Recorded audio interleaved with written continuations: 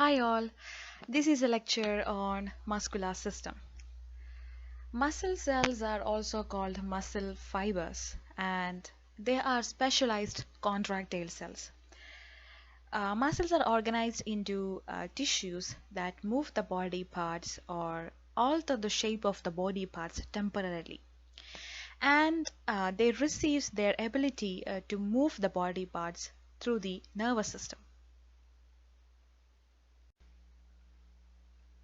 Muscles produces the movements of various parts of the body by the process of contraction.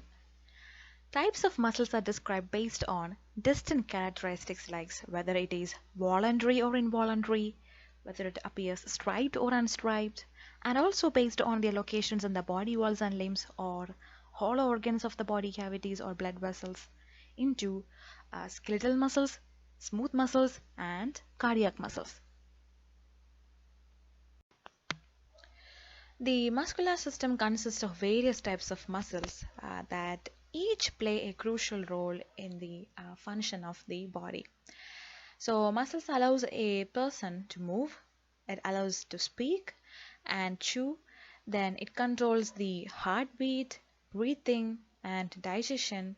Then it also regulates the temperature and also stabilizes the joints through tendons, and also it regulates the vision.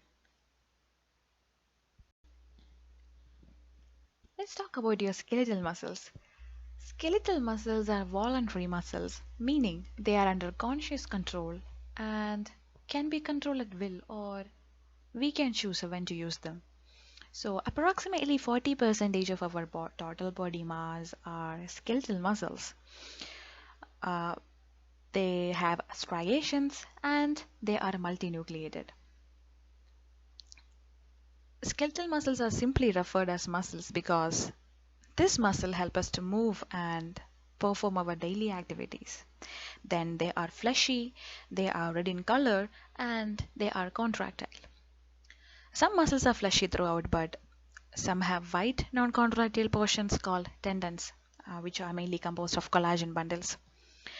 Most of these muscles are attached directly or indirectly to bones, cartilages, ligaments, or fascias. Some muscles are attached to organs, example the eyeballs, and some are attached to the skin, such as the facial muscles, and some are attached to the mucous membrane, example the intrinsic tongue muscle. So most muscles are named on the basis of their functions or the bonds to which they are attached. For example, the abductor digiti minimi muscle, it abducts the little finger, and then the sternocleidomastoid muscle, it is attached inferiorly to the sternum and clavicle, and then superiorly to the mastoid process of the temporal bone of the cranium.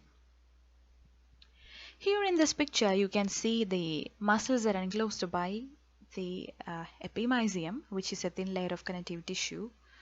Then small bundles of muscle fibers are surrounded by the perimysium, and each of these muscle fibers are enclosed by the endomysium. Next is your cardiac muscles. Cardiac muscles are striated muscles and they are present only in the heart. They form the muscular wall of the heart, the myocardium, which is the middle layer of the heart. Then some cardiac muscles are also present in the walls of the aorta, the pulmonary vein, and the superior vena cava. Their contractions are not under the voluntary control and they are innervated by the autonomic nervous system, which is a control system that acts unconsciously, and it regulates the heart rate, the digestion, the respiratory rate, the pupillary response, the urination, and the sexual arousals. Cardiac muscles includes specialized myocardial fibers that form the cardiac conducting system, and they are single nucleated and they are branched. They are joined to one another by the intercalated disc. Cardiac muscles are distinct from the skeletal muscles in its location, appearance, then type of activity, and the means of stimulation.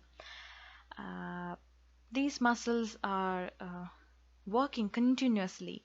So, in order to support a continuous level of high activity, the blood supply to these muscles are twice as rich as that to the skeletal muscles. The last one is your smooth muscles. Smooth muscles are named for the absence of striations. It forms a large part of layers of walls of the blood vessels, and so they are present in all vascularized tissues. It also makes up the muscular part of the walls of the alimentary tract and the ducts. They are found in the skin and in the eyeballs, where it controls the lens thickness and the pupil size. Then, like cardiac muscles, smooth muscles are involuntary and they are innervated by the autonomic nervous system. They are responsible for the peristalsis and rhythmic contractions of the alimentary tract, then the uterine tubes and ureters. Then they propel their content along these tubular structures.